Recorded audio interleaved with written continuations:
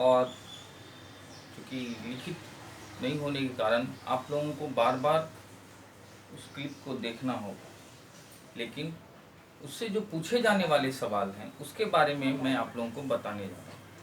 सवाल इससे कई स्तर के हो सकते हैं। निम्न स्तर की परीक्षाओं में अक्सर वन लाइनर या सीधे सीधे सवाल पूछे जाते हैं। उसके बाद धीरे धीरे इसका स्तर बढ़ता जाता है। बस मटेरियल यही होता है, इतना ही जानना है। बस उससे पूछे जाने वाले सवालों का स्वरूप बदल जाता है।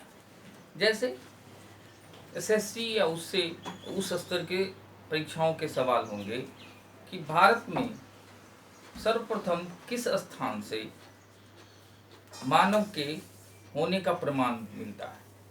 तो इसमें साफ साफ है बोरा महाराष्ट्र, जहाँ सबसे पहले इसके अवशेष मिले हैं। ऑप्शन कुछ भी हो सकता है यहाँ, लेकिन उसके बाद जो सबसे महत्वपूर्ण इसमें सवाल है कि भीमबेटका के चित्रित गुफा किस काल के। इस समय इसका सवाल का जवाब यहाँ 3-4 ऑप्शन होंगे, जैसे पूरा पाषाण काल, मध्य पाषाण काल या नव पाषाण काल या ताम्र पाषाण काल।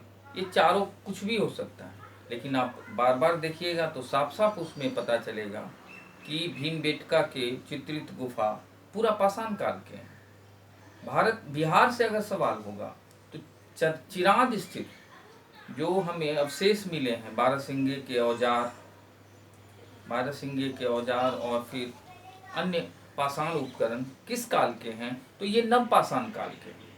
ऐसे कई सवाल हो सकते हैं, जैसे अस्थाई जीवन पाषाण काल में कब से शुरू हुआ, तो पूरा पाषाण, मध्य पाषाण या नव पाषाण। अक्सर यही 3 ऑप्शन होंगे, लेकिन आपको अगर सब स्पष्ट रूप से जानकारी होगी तो आप बता दीजिएगा कि अस्थाई जीवन कृषि के साथ शुरू हुआ और यह नव पाषाण काल में। इसी तरह से चावल के प्राचीनतम अवशेष भारत में कहाँ मिलते हैं, तो कई ऑप्शन हो सकते हैं, तो इसमें जवाब होगा कोल्डिवा। उसी तरह से बुर्जहोम या गुम्फा कराल के गर्त आवास के जो हमें अवशेष मिले हैं, जो जम्मू कश्मीर में मिले हैं, वो गर्त आवास कहाँ मिले, किस काल के हैं, तो वो नव पाषाण काल के हैं। ऐसे ही सवाल होंगे, बहुत सीधे सीधे सवाल जो स्पष्ट रूप से हम जवाब दे सकते हैं। चाहे आग का आविष्कार किस काल में हुआ, या सबसे पहले कौन सा जानवर पालतू बना, या पूरा पाषाण काल में मुख्य व्यवसाय क्या था, तो ये उस समय आखेटक थे या शिकार करते थे। मध्य पाषाण काल में खाद्य संग्राहक और शिकारी जीवन जिए, और नव पाषाण काल में कृषि की भी जुड़ गई। इस तरह से हम अगर इन सब सवालों को ठीक से समझ लेंगे तो आसानी से हम किसी का जवाब दे सकते हैं। लेकिन अगर आप याद रखने की कोशिश करेंगे, इन्हीं सवालों पर टिके रहेंगे, तो हो सकता है कि आपके एग्जाम में आप वहाँ भटक जाएं, इसका जवाब उसमें, उसका जवाब उसमें दें। जैसे पूरा पाषाण काल में मनुष्य कहाँ निवास करता था, तो यहाँ ऑप्शन होंगे पेड़ों के नीचे, गुफाओं में, या मैदानों में झोपड़ी बनाकर, या ऐसे ही झुंड में घूमते थे। तो आप अगर पढ़े रहेंगे तो बता देंगे उस समय गुफाओं में रहते थे। ऐसे ही सवाल होंगे किसके खोज के बाद मनुष्य सभ्यता की शुरुआत होती है, आग के आविष्कार के साथ हम होगा। इस तरह से सवाल होंगे। ये हुआ प्राइमरी स्तर के सवाल। लेकिन अब दूसरे स्तर के सवाल होंगे कि पाषाण काल को हम पाषाण काल क्यों कहते हैं।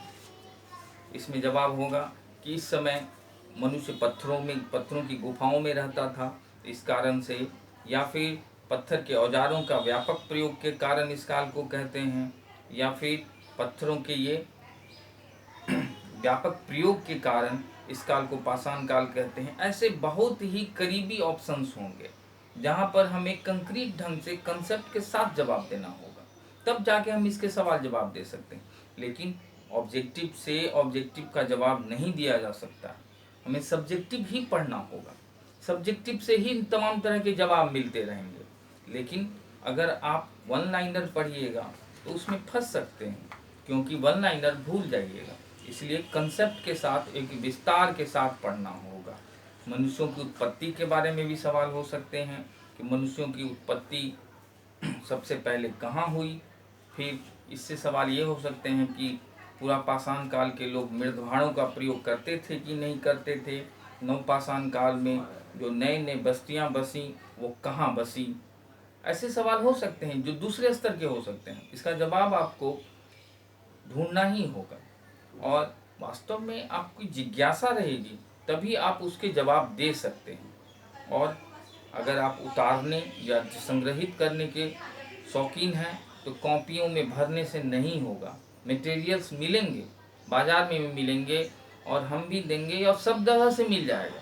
लेकिन उससे ज़रूरी है कि आप किसी चीज़ को पढ़ें तो पूरे गहन अध्ययन के साथ पढ़ें और जानने की कोशिश करें कि आखिर वास्तव में थे क्या, कैसे थे, क्या था, या अपने लिए पढ़ना है। तब जाके इससे किसी भी टाइप्स के सवाल होंगे तो आप बड़े आसानी से जवाब दे सकते हैं। जैसे इसमें एक सवाल जो बहुत ऊपर का होगा कि पूरा पाषाण काल, मध्य पाषाण काल या नव पाषाण काल में कौन सा काल सबसे लंबा काल था, सबसे अधिक दिनों तक चला। इसमें ईस्वी की जानने की जरूरत नहीं है। इसमें आपको थोड़ी सी तकनीकी के साथ कि पूरा पाषाण काल काफ़ी लंबा इसलिए होगा कि इस समय जो भी खोज या जो भी चीज़ें हो रही थी सभ्यता के विकास में बहुत स्लो हो रही थी, बहुत धीरे हो रही थी। इसलिए यह स्वाभाविक है कि यह 2.5 लाख वर्ष से लेकर 1 लाख वर्ष तक पूरा पाषाण काल चला। मध्य पाषाण काल 1 लाख से 40,000 वर्ष तक और फिर 40,000 से 10,000 वर्ष तक नव पाषाण काल। देखिए इसमें क्रमशः कमी आती जा रही है। इसका मतलब है कि शुरू की सभ्यता का विकास बहुत धीरे धीरे होता गया और बाद में यह बहुत तेजी से होता चला गया। यह जानने के लिए आपको पूरे उस काल के तभी चीज़ों को जानना होगा कि इस काल में मनुष्यों के विकास का मनुष्य अक्सर पहाड़ी गुफाओं में ही क्यों रहना शुरू किया, ऊपरी तलहटियों में क्यों, मैदानों में क्यों नहीं आया। ऐसा इसलिए कि वो सुरक्षा के लिए ऊपरी पहाड़ के गुफाओं में या जहाँ जंगल कम थे, जहाँ आवागमन या तमाम चीज़ों के लिए बहुत घने जंगल नहीं थे, वहाँ आसानी से वो अपने लिए सुरक्षा का कवच बना सकते थे। इस कारण ये ऊपरी पहाड़ के ऊपरी भागों पर रह रहे थे ताकि हिंसक जानवरों से इनकी सुरक्षा हो सके। और भी कई सवाल हैं जैसे मनुष्य किस काल में पकाकर खाना शुरू किया। आग के आविष्कार के बाद जैसे ही इन्होंने सोचा कि यह अब थोड़ा सा सभ्यता का विकास हो तो इसमें आपको जानना ही होगा। कपड़ा किस काल, मनुष्य किस काल में कपड़े पहनने लगा। ऐसे कई सवाल हो सकते हैं जिसका कोई अंत नहीं, लेकिन मटेरियल्स या जानना आपको बस इतना ही है। इसके बाद आप इसको विभिन्न ढंग से समझ सकते हैं और जान सकते हैं। लेकिन आप लोगों को जो अन्य चीज़ें, अन्य जगहों पर से जो मटेरियल्स हैं वो क्लासीफाइड ढंग से आपको बताया जाता है कि यह है, इस तरह से बांट कर याद रखिए, रटिए या सब चीज़ समझिए। नहीं, उस काल को आपको समझना होगा, तब जाके आप कथन कारण वाले सवाल का जवाब दे सकते हैं। ऊपरी एग्जाम्स में, यूपीएससी में या बीपीएससी के सवालों में या एनडीए सीडीएस के सवालों में, जैसे एग्जाम्स के सवालों को कथन कारण वाले सिद्धांतों से आप तब तक नहीं जान पाइएगा जब तक आप उस चीज़ों को पूरी तरह से समझ नहीं पा रहे हैं। कथन कारण में क्या मनुष्य झुंड में रहता था, प्रारंभिक मनुष्य, पाषाणकालीन मनुष्य झुंड में रहता था, इसके पीछे कारण आपको ढूंढना है, क्यों रहता था। पहला ऑप्शन ये होगा कि ये अपनी सुरक्षा के लिए रहता था। दूसरा ये कि सभी जानवर झुंड में रहते हैं और मनुष्य उसमें जानवर की तरह था इसलिए रहता था।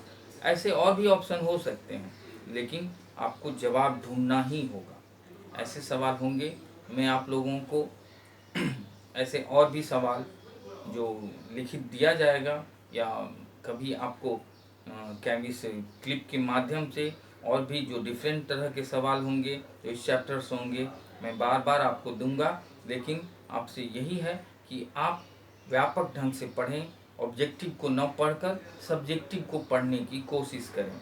और अगला क्लास जो होगा वो ताम्रपाषाण काल का होगा, लेकिन ताम्रपाषाण काल जो है उससे सवाल अक्सर नहीं पूछे जा रहे हैं। लेकिन हमको जानना होगा कि ताम्रपाषाण काल कब से शुरू हुआ।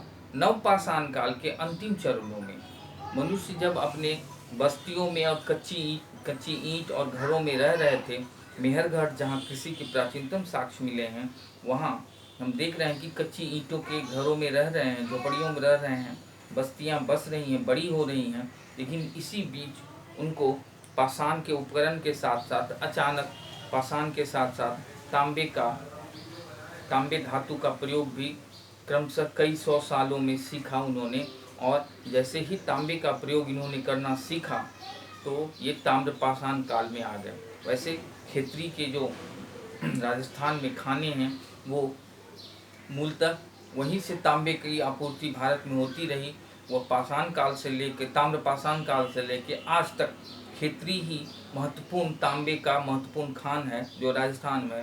और हम जानते हैं कि तांबा, सोना और चांदी जो कॉइनेज मेटल हैं वो मुक्त अवस्था में भी पाए जाते हैं, इसलिए वो आसानी से उपलब्ध भी हो गए और तांबे का प्रयोग इन्होंने सीखा। लेकिन इस तांबे के प्रयोग से इन कृषि संस्कृति वाले ग्रामीण बस्तियों में कोई क्रांतिकारी परिवर्तन नहीं आया, क्योंकि जब हम देख रहे हैं कि जोरवे महाराष्ट्र में, या फिर कैथा की संस्कृति या मालवा की संस्कृति, आहड़ संस्कृति, ये सब ताम्रपाषाण कालीन संस्कृति हैं जो राजस्थान, मध्य प्रदेश और महाराष्ट्र के एक खास इलाकों में ही फैले हुए हैं। यह जो भौगोलिक वितरण है, यहाँ हम जब देखेंगे तो यहाँ वर्षा की संभावना बहुत कम होती है। और इस क्षेत्र में जो देख रहे हैं कि सिंचाई और पानी के अभाव हमेशा बने रहते थे, इस कारण से ये तांबे के प्रयोग को व्यापक नहीं कर पाए। लेकिन इनकी बस्तियों में हम बाढ़ मतलब एक मिट्टी के बांध से घिरा हुआ गांव पाते हैं, और ये कई सौ सालों तक यह चलता रहा। लेकिन हड़प्पा के ये समकालीन काल थे। आहड़ और जोरवे की संस्कृति हड़प्पा जहाँ सिंधु नदी के आसपास विकसित हो रहा था, उसी काल में जोरवे, कैथा, नवदा टोली और मालवा या ऐसे आहड़, ऐसी ताम्रपाषाण कालीन बस्तियाँ फल फूल रही थी। लेकिन ये अपनी कृषि संस्कृति के और तांबे के व्यापक प्रयोग से कोई तकनीकी विकास नहीं कर पाए, कोई बड़ा क्रांतिकारी परिवर्तन नहीं कर पाए। इस कारण से ये संस्कृतियाँ बहुत दिनों तक नहीं चल पाईं, और वर्षा और पानी के अभाव के कारण ये संस्कृतियाँ बहुत जल्दी अब ये समाप्त हो गई। लेकिन अगले क्लास में हम आप लोगों को हड़प्पा संस्कृति के बारे में, उसके उदय, उसके विभिन्न तथ्यों को हम क्रमशः बताएंगे। लेकिन आप लोगों को व्यापक ढंग से पढ़ना होगा और मेरे पूछे गए सवालों को सही ढंग से आप जवाब ढूंढने की कोशिश कीजिए। और आपको जहाँ भी आप